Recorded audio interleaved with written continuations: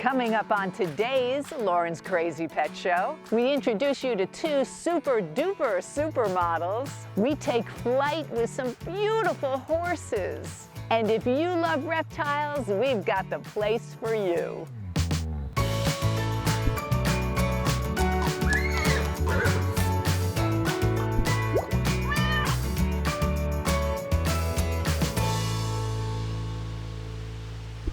But first, look where we are. We're at Arlington National Cemetery at the Women's Memorial for an incredibly special unveiling of an incredibly special statue called the Pledge.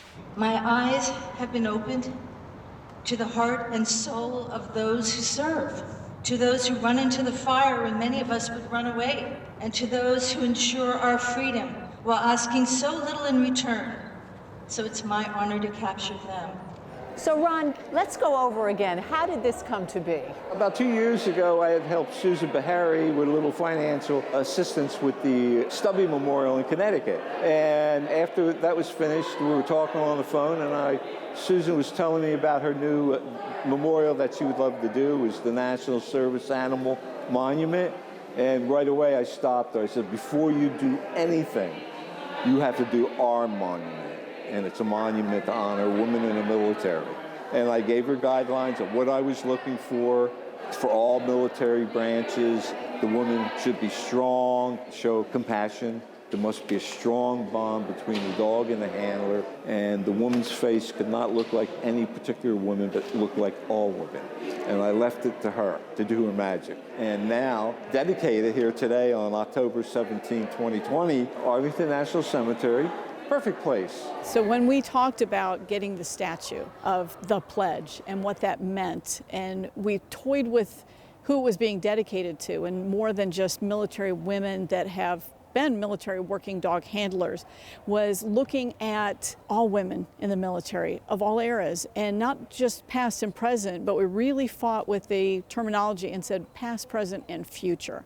We want, as you saw today, young girls standing by that statue, getting their photos taken, and they were in awe and in love with that, and meeting women that have handled military working dogs. I want them to know this could be their future too, and not just past and present, it's the future. But the woman in her full battle dress with her weapon slung over her back, her helmet on, her combat gear. I mean, that's just emblematic. We're 20 years nearly 20 years post 9/11. I served twice in Iraq, and so I know, I've worn that incredibly hot, it's hot there, and then you have to put all the gear on top. So yes, to the point that somebody made earlier about so many of the statues and recognitions of military women has actually been of women in fairly benign roles. You don't see them kitted out in all of their gear that you wear when you're in a combat zone. And so this is one of those first ones we've ever seen, and we're just so delighted to have it here at the Women's Memorial. It's so strong, and the paw on the hand. Yes. The paw is on her knee, and then she's put her hand over the paw, and that they're looking deeply into each other's eyes. And that pledge, which to me chokes me up. I have 4 sons that serve, and I have a daughter-in-law that's in the Army Reserve as well. And I have to tell you that unspoken pledge that we all have, men, women, and our service animals, we've got your back. That's to me what the pledge means, and that's the title here, and it's just simply, I'll do whatever I can within my power to make sure you come home safely. The bond that you see here is the same bond that I had with my dog Stormy, but every handler has that same bond.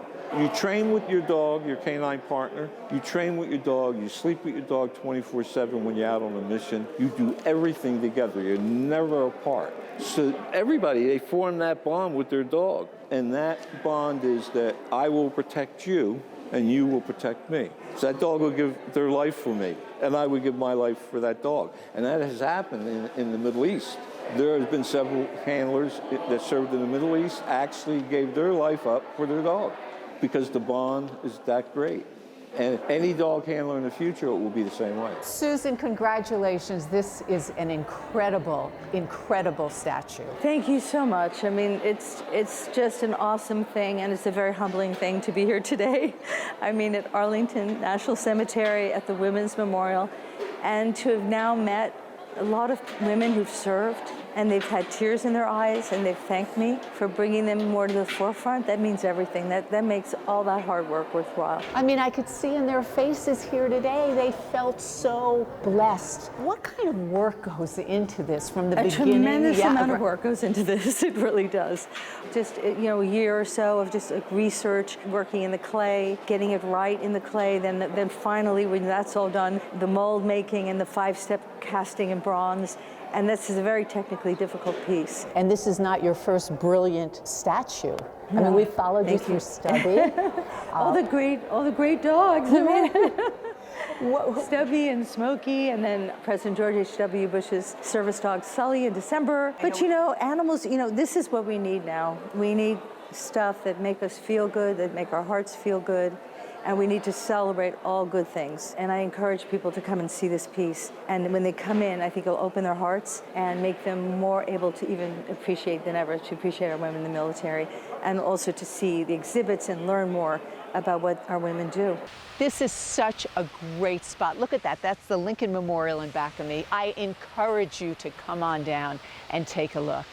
And I encourage you to stick around. On Lauren's Crazy Pet Show next, we have 2 super duper supermodels in some outrageous outfits. You will absolutely fall in love, and all for a very good cause.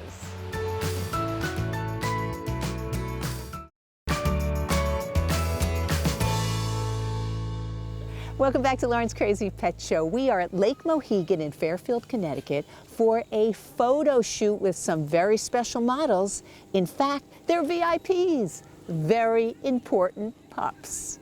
So we're here with the Pitty Girls. Yay! Hi, my name is Jen. This is Freya and Neela. We're here at Lake Mohegan doing a photo shoot for their 2021 calendar. My girls are rescues. They are what I call Craigslist survivors. In other words, throwaway puppies that nobody wanted. And I've had them since they were 6 weeks and 9 weeks old. And today they're dressed as Maleficent and Diava, her raven. And these costumes were 100% made by me. Everything you see here. This one is highly allergic to chicken. And it was very difficult to find feathers to make her costume out of that were not chicken. So we have pheasant and turkey, black turkey feathers. It's so cute. I mean, there is no end to your imagination because, Jen, you know I'm a huge fan. I follow you on Instagram, and I have seen you in several Halloween contests. Yes, and we love seeing you at all the events that we attend, and we love attending the events. We love meeting people and other dogs and just showing off our costumes and letting people see what pit bulls are all about. And it's just amazing. You make these costumes. I love doing it. I love creating, and I have wild ideas that run in my head. Sometimes things that I think of and what I actually try to make from what I'm thinking don't always work, and sometimes I have to completely reconfigure my entire idea to make it come out looking like what I think in my head. It comes out great, and I love that they love wearing it. And they especially love the headgear. It's so cute. Because I've had them since they were babies, they are so used to wearing things that I pretty much could put just about anything you can imagine on them, and they won't hesitate at all. They'll walk around with it, they'll sit in it, they'll play in it,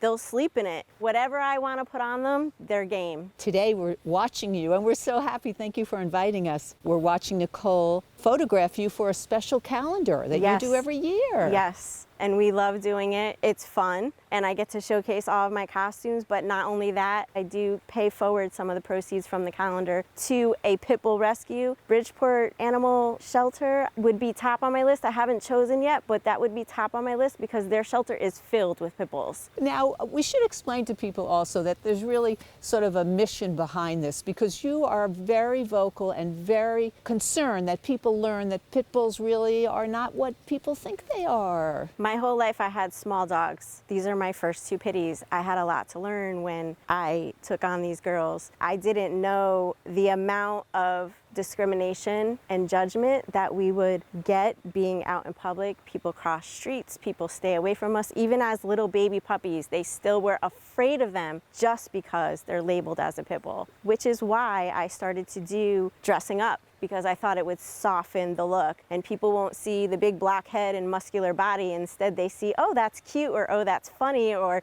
oh, how cool that is instead. And it really does help, and it brings people to us, and then they want to meet the girls and they want to ask questions about the girls, and then they fall in love with them just like that. And now that they've met them and they were able to pet them and talk to them and ask questions about them, they can see what their temperament's really like. Now, Nicole, this must be a really fun assignment. Pitties in costumes?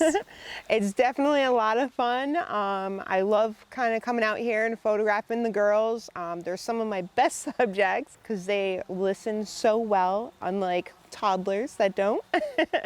My favorite part of like all this is the different scenery, the different costumes. There's so many different looks in such a short span of time. We should say normally you photograph kids who you love, but this is sort of different doing the pitty girls. Yes, it's definitely a little bit different. It's a little bit more fun for me because it's not just sitting in a studio just photographing and just getting a smile.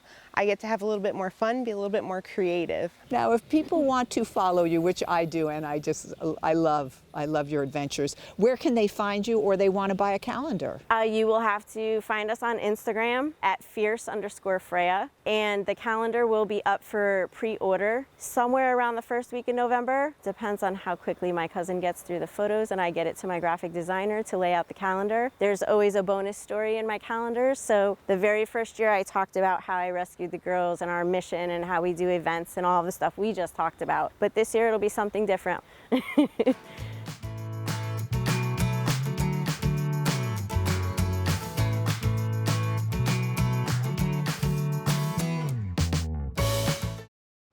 Welcome back to Lauren's Crazy Pet Show. You know, it's my dream to one day to own a horse. I just love them. I mean, there's just something about the bond between a human and their horse.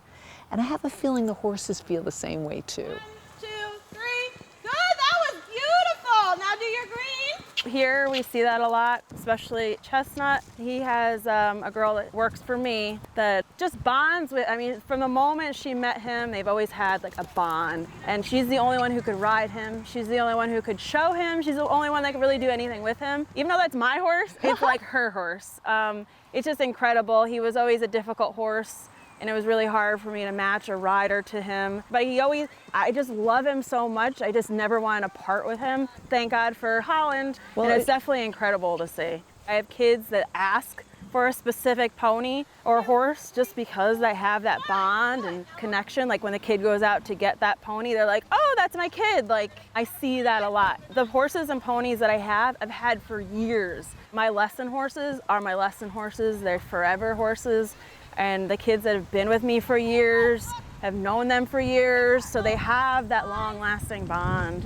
And it's really kind of cool to see that. And it shows when you go to horse shows and that kind of thing. I don't just throw them on some random horse. They ride that horse or that pony that they're really bonded to. And it makes a difference in their riding, competing at shows. It's such a connection, and you have a real wide variety of horses. Some of them you've rescued. Yep, I've rescued some. And I would be that trainer that would go and take horses that other trainers were like, I don't want to deal with that, like a horse that would rear or horse that would take off with you. And I would take them and I would work with them and retrain them and make them into nice horses and then find them good homes. I take horses that, you know, people just can't afford anymore, or horses that are out of work and they just can't really get them back going again. Yeah, I mean, it runs in your family because your aunt is Patty from Horse of Connecticut, and your mom is Kathy, and we saw her beautiful garden and her beautiful horses she rescues, so that's really how you started. Yes. We noticed your daughter, your beautiful daughter's riding. So did you start early? What's a good age to start? It depends. I have kids that start as young as 2, believe it or not, 2.5, but it has to be like the right time for them. them. Kids are different. Some kids, when they're 3, you're like, oh my God, am I talking to a 16-year-old? I swear. But other kids that are 3, they're not like that. So it just depends on the kid. I've been riding since I was 4 years old, and now I'm 21, so what is that, 17 years? I love working with the animals and being able to bring them up from, he was from a neglect situation, so being able to take an abused horse and make him into one that can jump.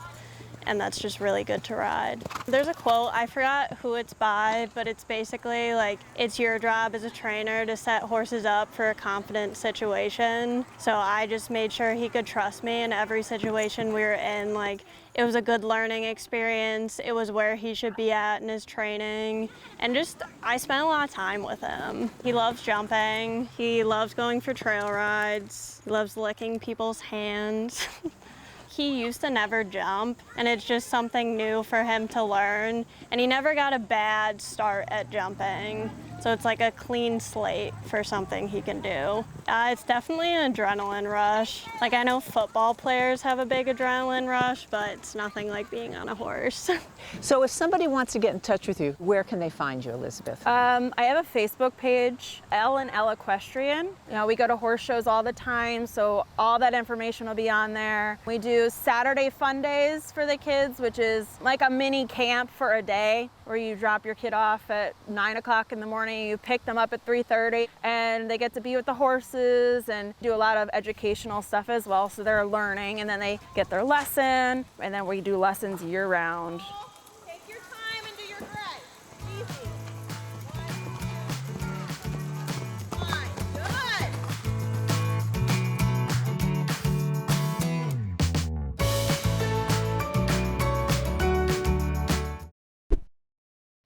Welcome back to Lauren's Crazy Pet Show. Have you ever seen one of these guys before? It's an Asian water monitor. He is so cute. He's just one of the dozens of incredible reptiles right here on display at Riverside Reptiles. The owner, Brian Kleinman, this has been his dream for some time now. He designed all of the enclosures himself. He also took pictures of all the animals, so all the fact sheets that you read as you go around are actually our animals, and he wrote them all himself. And just from the snake arrows on the ground to the hand-built enclosures, it's really a dream come true for him. Up until this past year when we started building this, he only did outreach programs to schools, libraries, nursing homes, birthday parties, and now we still do those, but we actually have a facility where people can come to, and it's great. It really is great because everything is on display, it's easy to get around, and you can see the animals, and it's educational. Thank you. I know that's big for you. Yes, it's very big for us, and we do have more to come. So eventually there will be a bug cave, and there'll also be an amphibian area.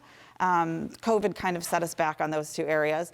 But now kids and teachers, homeschool groups, they've been going around, and we take out animals for people to meet when they're here. We do have set times on the weekends where we do feedings and little mini talks about our animals, like this little baby anaconda here.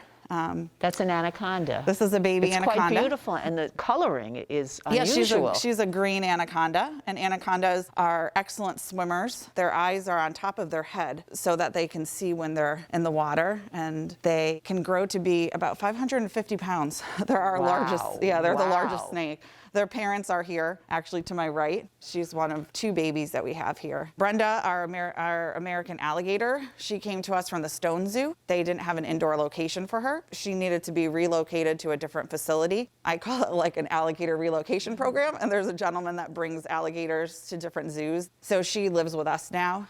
She's a little over 8 feet now. She's over 110 pounds. She's named after my boss's mom, Brenda. We do live feedings with her. And you have a beautiful turtle it looks like albino. Yep, that's Ghost. She is an albino, red-eared slider, actually. Her owner was moving to Maine and could not care for her. So Brian, congratulations on this awesome facility. Thank you This very was a much. long time in the making, but you have had a passion for reptiles since you were just a wee little boy, right? Yeah, well, I grew up in Barkhamsted, Connecticut, as I was saying before, which is a very rural town. It's very big, but very rural. And the thing to do back then was to go hang out at the mall. But the closest mall was like almost an hour away. So I hung out in my backyard, which was Tungus State Forest, which is thousands and thousands of acres. So I got familiar with the animals that lived there, and I just wanted to know more about them. Eventually, I went to Franklin Pierce University and got my degree in biology. I got to study not just reptiles, but animals around the United States, and spent some time in Central America as well, and just encouraged my passion for reptiles and amphibians because a lot of people don't like them, and I love them. So I want to introduce them to people and kind of educate people on why they're important parts of our ecosystem. And it started, I understand, in a room in your home, thank you to your wife, and it has grown to this wonderful facility. Yeah, we started in an apartment. We had a second bedroom. I started a small collection of animals there, including a snake I still have today, Percy the python, a Burmese python, who's he's about 30 years old right now. Eventually, my collection got so big, we bought a house, started a family, kept going with the Riverside Reptiles education programs, but I eventually was able to get the funding, and you're standing in what I envisioned Riverside Reptiles Education Center being, a place where people can come visit. We can interact with the visitors as well. We take out a lot of animals, we do feeding demonstrations, and we have over 50 species on display right now, and it's only going to grow. Now, we should tell people, hopefully they'll come here because it really is fantastic, but if they can't, maybe they live out of Connecticut, too far away, you have a wealth of programs you're offering. Yeah, so not only do we do outreach programs here, and we can go around parts of Connecticut and Mass right now, we also do virtual programs. I have created a whole virtual platform. You can use a variety of different websites, Zoom, Google Meets, Microsoft Teams, WebEx, and it's really great for teachers, librarians, scout leaders, people that are having a birthday party and they're social distancing. This is a way for you to get all of your family and friends together. We can do a virtual program with animals that we have here. I have a variety of different programs that I offer. And like I said, if you're a teacher, they match state and national curriculum standards. And if you're just a mom looking for something fun for your child, I have a variety of different program offerings. And so far I've Zoomed in Turkey, Poland, England, Florida, Pennsylvania, Alabama, and Arkansas. All of the reptiles here are so amazing, but I think this might be my favorite. It's a western green mamba. Look at her. Oh, she is out of this world, just absolutely gorgeous. Gotta come down here. It's such a great spot. Thank you so much for joining us. This has been Lauren's Crazy Pet Show.